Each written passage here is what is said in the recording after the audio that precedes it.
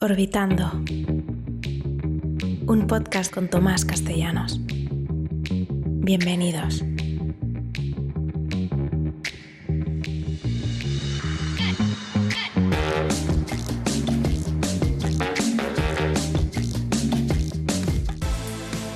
Si estás buscando un auto bueno, bonito y barato y no sabes dónde encontrarlo, te tenemos una noticia. Nosotros tampoco, pero sí sabemos dónde puedes encontrar renta y venta de autos por un pago inicial accesible y con flexibilidad de pago en el contrato. Solo conéctate con 4F Cars en todas las redes sociales o a través del teléfono 786-486-9132. Miami desde el río ofrece una experiencia única. Miami desde el mar es algo diferente. Es pura alegría. Ven a Miami y visita CVG Charters. Permítenos mostrarte Miami. Miami desde el mar con CVG Charters.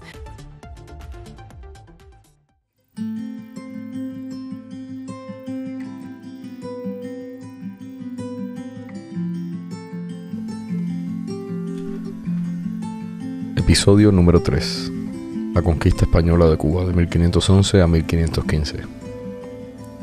Cuba, a principios del siglo XVI, estaba a punto de cambiar para siempre. Habían pasado casi 20 años desde que Cristóbal Colón llegó a la isla en 1492, reclamándola para España, pero no fue sino hasta 1511 cuando la corona española emprendió la conquista militar de Cuba. En este tercer episodio de Cuba 101, vamos a explorar cómo un grupo de conquistadores liderados por Diego Velázquez de Cuéllar desembarcó en las costas cubanas decidido a someter a la isla, y cómo los pueblos indígenas taínos, encabezados por líderes como el cacique Atuey, opusieron una tenaz resistencia. Es una historia de choque de culturas, de valor y tragedia, cuyas consecuencias se extenderían por siglos.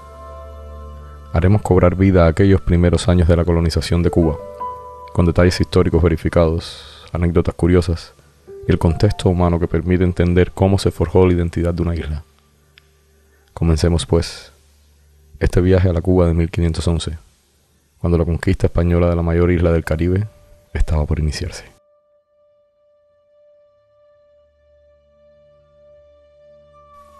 Para 1510, la monarquía española ya había establecido colonias en La Española, hoy República Dominicana de Haití, y Puerto Rico. Sus ansias de expansión seguían apuntando a Cuba. Colón había descrito la isla con admiración décadas atrás, pero también notó la falta de oro abundante, lo que quizás retrasó un poco la ocupación inmediata.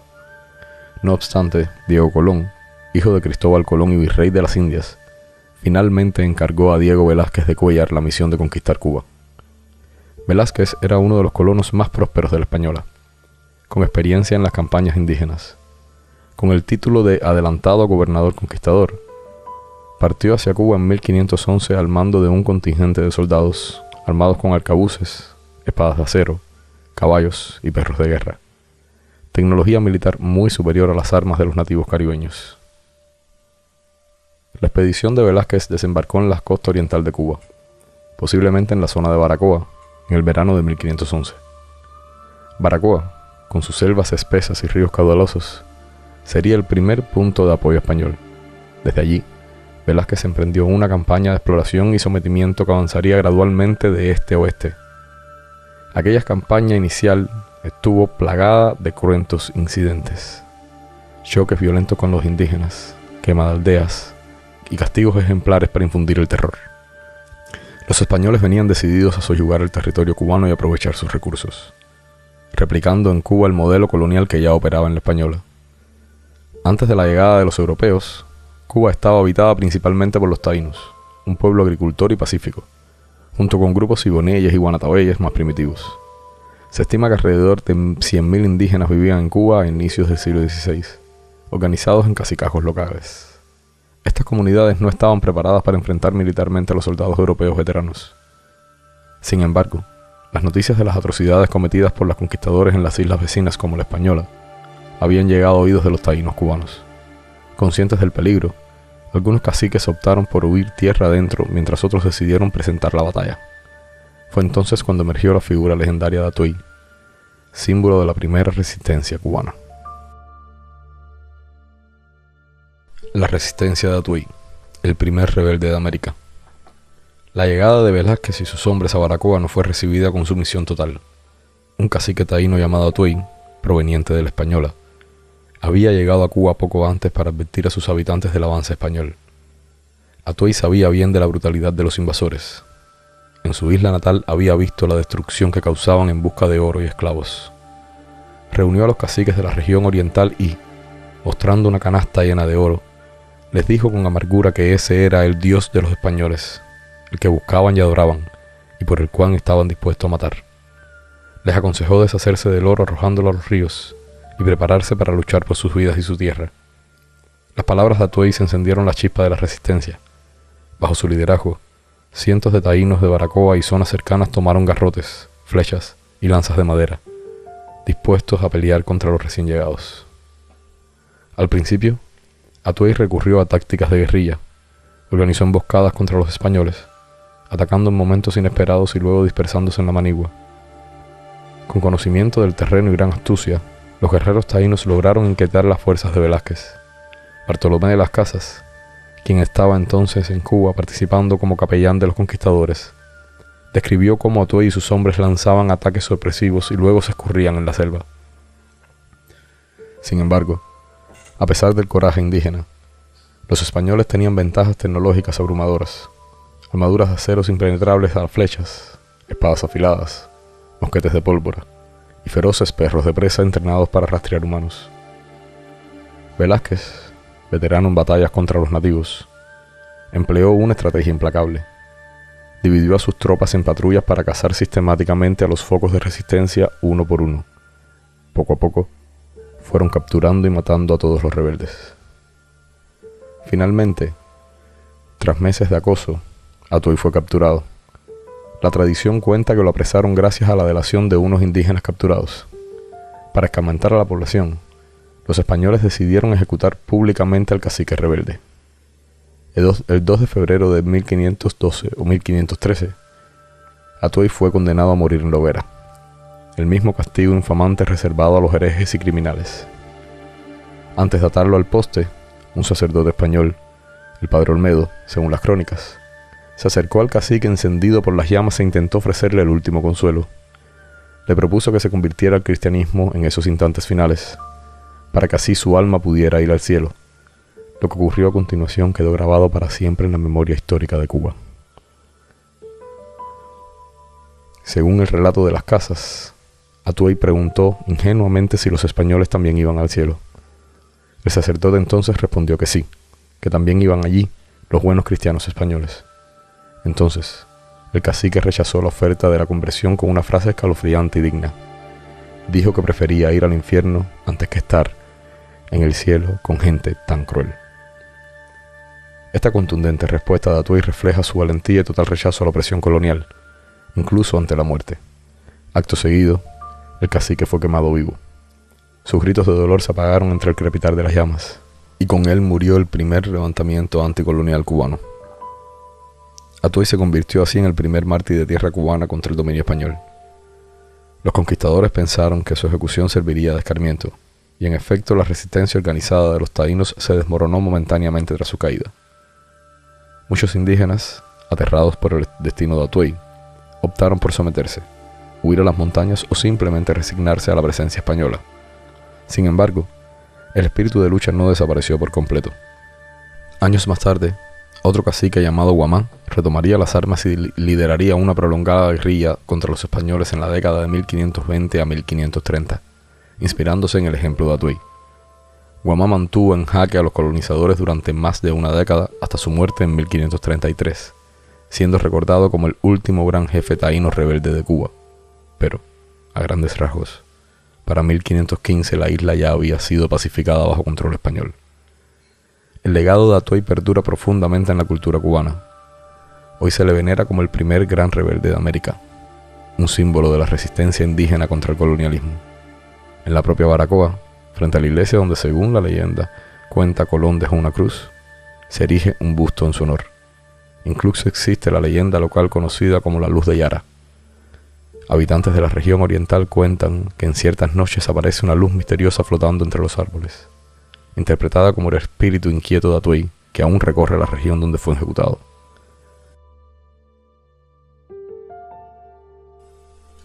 Con la resistencia indígena sofocada en gran medida tras la muerte de Atuey, Velázquez pudo consolidar el dominio español sobre Cuba. En 1511, inmediatamente después de establecer su cuartel en la región oriental, fundó la primera villa española de la isla, Nuestra Señora de la Asunción de Baracoa. Baracoa, enclavada entre el mar y la selva, se convirtió en el primer asentamiento permanente de los españoles en Cuba, llamada por ello la Ciudad Primada. Desde allí, Velázquez emprendió un recorrido fundacional a lo largo de la isla, erigiendo una serie de villas o pueblos fortificados para controlar el territorio conquistado.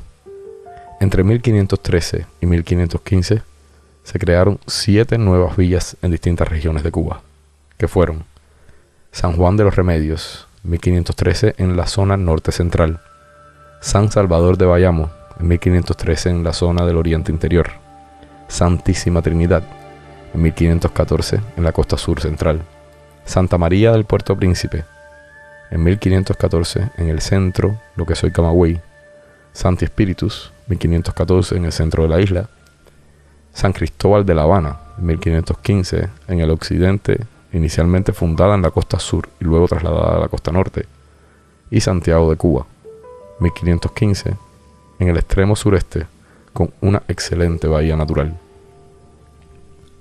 Todas estas fundaciones, junto con Baracoa, constituyeron las 7 primeras villas de Cuba, bajo dominio español. Cada villa era un núcleo desde el cual se controlaban las comarcas circundantes y se organizaba la administración colonial.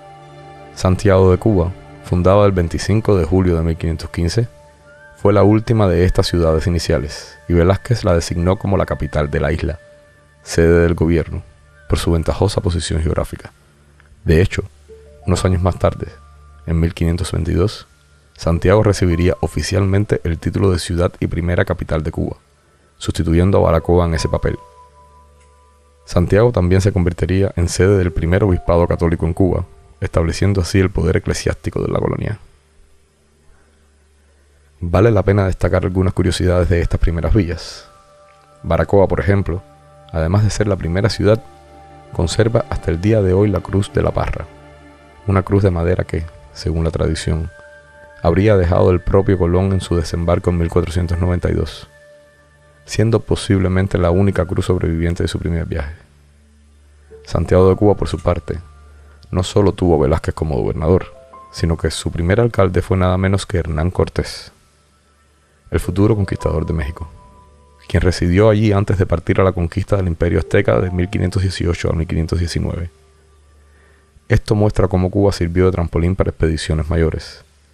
Desde Santiago también salió Pánfilo de Narváez rumbo a la Florida, y la isla proveyó hombres y recursos para la conquista de otras tierras.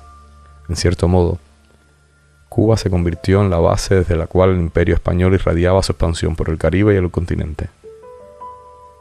Mientras Velázquez fundaba pueblos y establecía cabildos para regirlos, la vida cotidiana en la joven colonia comenzaba a organizarse bajo orden español. Se introdujo el sistema de encomiendas, mediante el cual la corona asignaba a grupos indígenas a colonos españoles para que éstos los protegieran y cristianizaran, a cambio de trabajo forzoso. En la práctica, la encomienda se tradujo en que muchos taínos sobrevivientes fueran puestos a trabajar en labores que los españoles necesitaran, principalmente en minas, construcciones y agricultura, a menudo en condiciones de explotación. Bartolomé de las Casas, tras haber sido encomendado en Cuba, quedó tan horrorizado por el trato brutal dado a los indios que terminaría renunciando a sus propias encomiendas en 1514 y dedicando su vida a defender a los nativos, ganándose el título de protector de los indios. En los primeros años posteriores a la conquista, Cuba experimentó cambios profundos. Uno de los más inmediatos fue la drástica disminución de la población indígena. Las guerras de conquista habían cobrado muchas vidas, pero aún peores fueron las enfermedades traídas involuntariamente por los europeos: viruela, sarampión, gripe, para las cuales los nativos no tenían defensas inmunológicas, así como el trabajo extenuante y los abusos bajo la encomienda. Se calcula que entre el 80 y el 90% de los habitantes originarios de Cuba murieron en el primer siglo de la colonización, y que prácticamente todos aquellos, los 100.000 taínos que vivían en la isla al inicio de la conquista, fueron exterminados en ese periodo. En apenas unas décadas posteriores a 1511, La mayoría de los pueblos indígenas cubanos habían desaparecido como grupo cohesivo, por muerte o por mestizaje, marcando uno de los episodios demográficos más trágicos de la historia americana. La huella genética y cultural taína, sin embargo, no se extinguió del todo. Perduró en algunos cubanos mestizos, en palabras que pasaron al español cubano, como hamaca, ají, batey. En la toponimia, pues muchos lugares conservaban nombres taínos como Guanabacoa, Baracoa, Camagüey, e incluso en tradiciones y leyendas como ya vimos.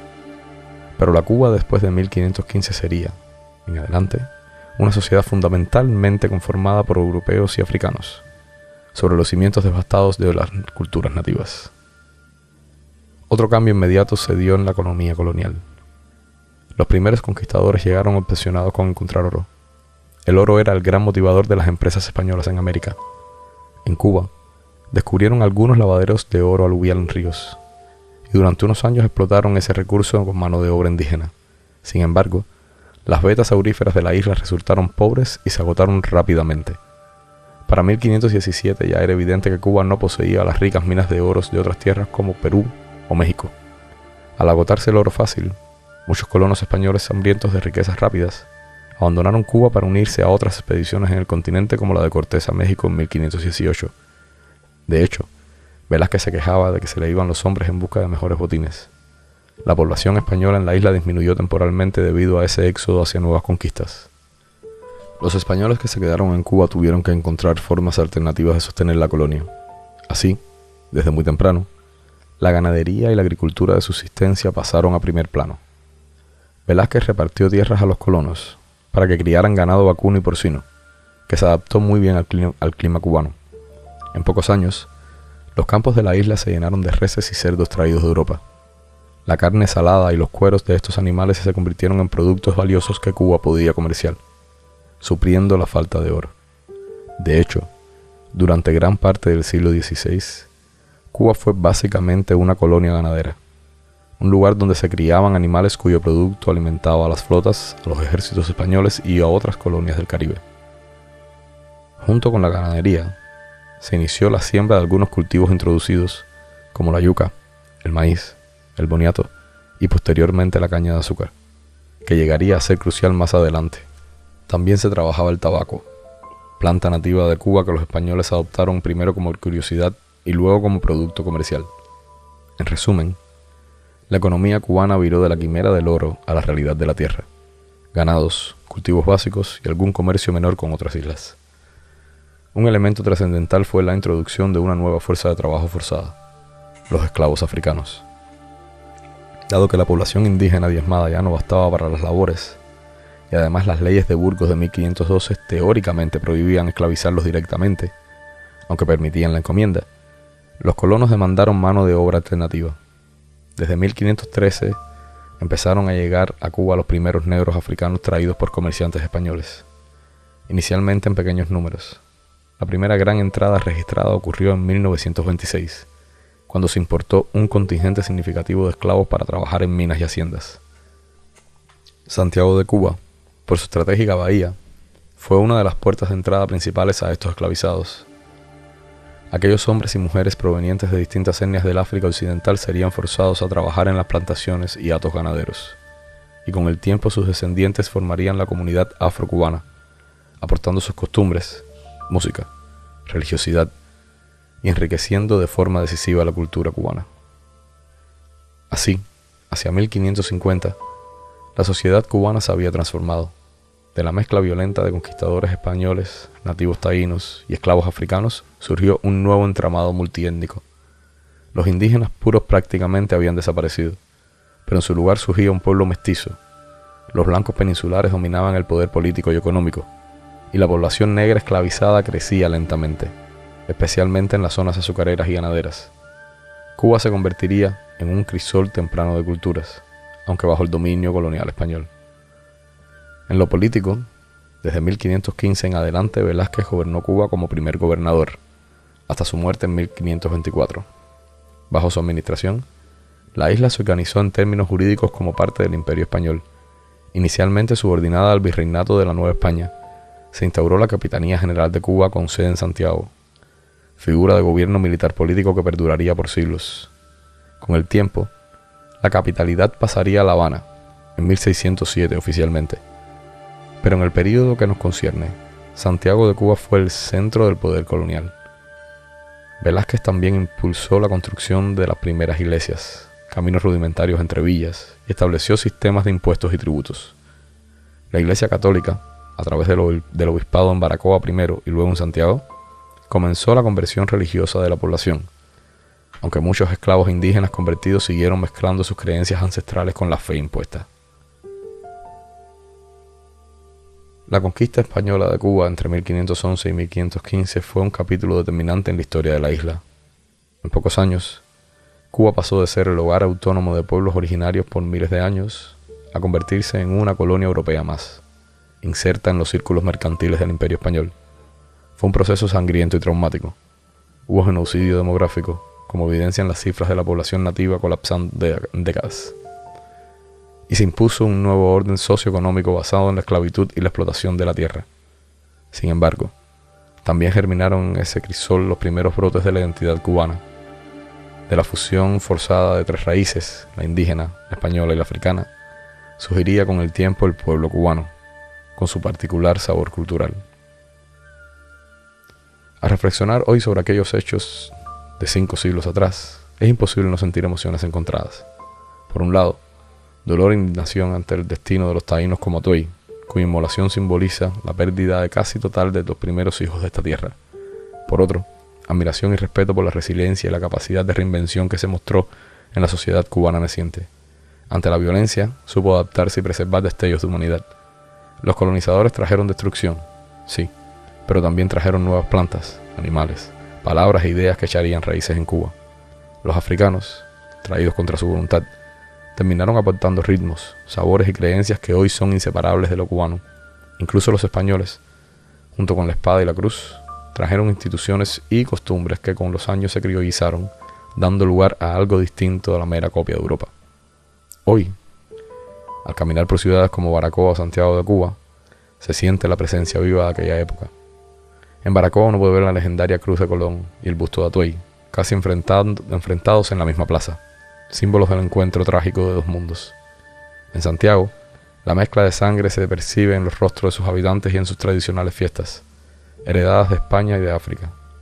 La historia de la conquista de Cuba no es solo una lección escolar, es un relato que aún resuena en la identidad cubana cada vez que un cubano dice guateque, o baila al ritmo de una conga, o enciende una vela a la Virgen de la Caridad. Sin saberlo, está mostrando cómo de aquel convulso siglo XVI nació algo nuevo y perdurable.